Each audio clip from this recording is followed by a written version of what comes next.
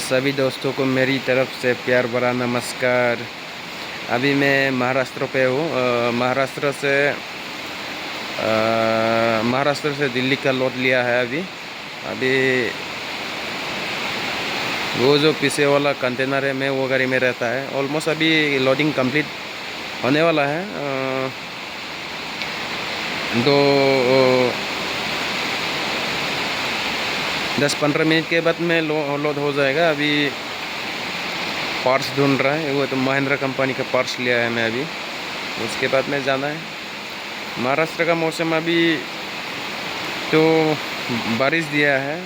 जो लोड कर रहा है वो लोग को पूछने से बताया गया है कि ऑलमोस्ट 2 महीना से बारिश दिया है बोल रहे हैं। टेंशन नहीं है, मौसम तो अच्छा है। अभी दिल्ली जाके बता नहीं सकेगा दिल्ली का मौसम कैसा है।